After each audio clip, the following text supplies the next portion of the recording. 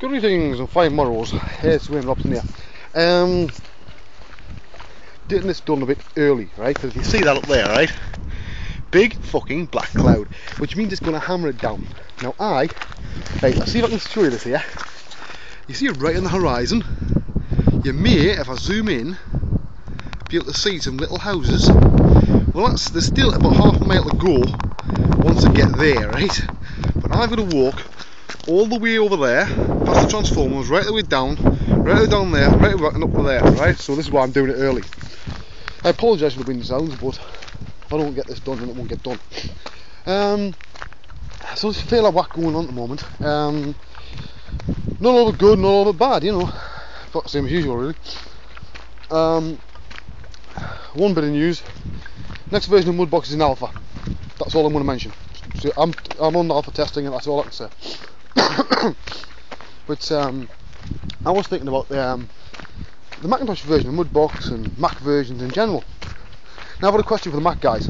Now bear in mind, this is not from I'm a PC user and PC is a bit of a Mac's perspective, because I've never even been in the same room as a Mac. Right? I don't know a damn thing about them. So what I want to ask is a very simple question. Why did you buy a Macintosh? Right? Why did you buy a Mac? You know that it's not supported very well, right? Anybody will admit that. Why did you buy one knowing the software is not supported sometimes? Why did you pay more for something that does the same or less? I don't really know, but I want to fill in on it, because it concerns me that a lot of the Mac guys, there's a tiny percentage of Mac guys that are very vocal and keep asking for Mac versions. So eventually companies relent and make a Mac version, and the sales are never quite as good as these Mac guys promise. Now it worries me, because especially on Mudbox, it means that this entire area of development went on a brand new Mac version from the ground up. Right? So as a result, that maybe one or two good features that might be missing in the next version due to development as you can't split yourself in two. So I suppose what I'm saying is, if you ask for a Mac version, I hope God you buy it, because otherwise you just waste a massive load of development time. And it's no good asking for another one, right? At least that's what I would do if I was Autodesk. I'd say, right, well, if not something didn't sell, there's no bloody point making it again. But saying that now, it's all in parity, so it should be easier to keep them both in step with each other. But yeah. Now I've just had to change my email address. I've been using Wayne@dash.slice.net for a long time. Everybody had it, but there was only one little problem. Since the hack, there's been a lot of fallout from me on a business and personal level. On a business and a personal level, because it had that nice big red warning from Google at the time when it was, when they'd been hacked and all that. Saying this is an attack site and you might get a virus and all this, as well as putting a lot of people off, right? It also meant that now my emails that I send people, 9 times out of 10 end up in their spam filters, right? Now that's bad. It also means that they often can't send an email to me. Now, as a direct result of this hack, I've had big fat zero work come in, right? I have basically, as I said last time, there was a danger that it could kill my career, and it does look like it's done that. Yeah, I'll still be, high profile on Mudbox, but unless I'm earning the bloody pennies from 3D, I'm fairly fucked, So as I say, I knew it was a possibility, but so those guys that did say, oh well, it's just Wayne trying to get himself, a bigger name. I don't need a bigger name, but two, why the fucking hell would I want to kill my career with 2 young children and a wife to provide for? What that says to me is sour bloody grapes, and it does make me steaming angry, because I think some of these guys want to be the Mudbox name, or one of the Mudbox names, but the thing is, unless you go there to give back, right, and give more than you're going to get back, then it's not going to happen more times than enough. I'm not the world's best artist. I say that in every single one of these. Hopefully one of these days, one of these guys that have a go at me will actually fucking listen. It's my brain, it's the workflows they're interested in. The likes of Autodesk and Weta, and I did a video for a lad that works at Weta, working on Avatar. That was really cool, right? Because when you do stuff like that, it is a bit better than just making a quick video for a guy who's living in Missouri or something, because it's a high profile project, right? And it's great. And it solved his issue, hopefully, and got them back on track a bit. But yeah, so that stuff's nice. Doesn't pay. Never paid me a goddamn penny, but we'll see. Have excuse, I'm blocking up the eyeballs. One thing I've decided that I'm going to release some DVDs fairly soon. Notice I say DVDs, right?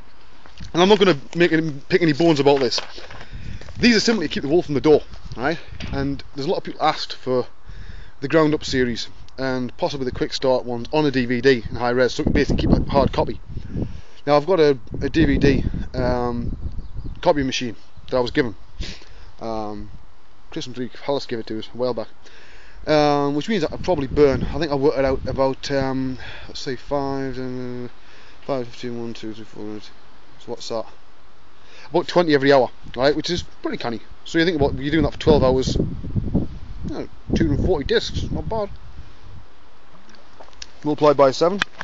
Yeah, I think we would easily keep on track with that, couldn't you?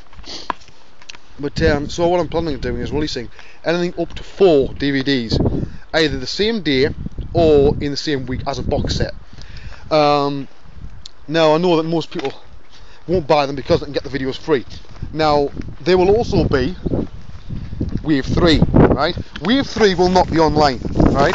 It was originally, but since the areas now, there was sort of a, not a disagreement, but the people who run the area, which are a tiny part of Autodesk, weren't exactly chuffed when I opened Mudbox Hub, right? Because they were trying to build the Mudbox section up.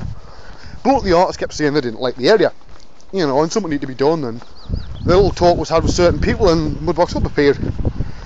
Also, the other reason why Mudbox Hub appeared was that Dash.Slash was hacked once before, and it wasn't the whole site. It was just the quick start video page, well, the Mudbox videos. So that was the reason why I moved them then inside of 24 hours to a brand new site, and it was the .info domain of Dash.Slash, and then finally to Mudbox Hub. That's how Mudbox Hub came into existence, by the way. It's doing pretty well. We're getting sort of support from guys at Wetter and stuff like that now. A lot of the guys, they don't exactly make it too obvious where they work, because to be honest, sometimes some of the young lads can harass them a bit and start asking for spoilers. Now I sort of brought a golden rule with one of the lads that, you know, oh god, yeah, I didn't exactly ask him anything, but I thought, well, wait a minute, that wasn't too fucking professional. I brought my own golden rule, right? So there you go. I'll have a quick look at the time.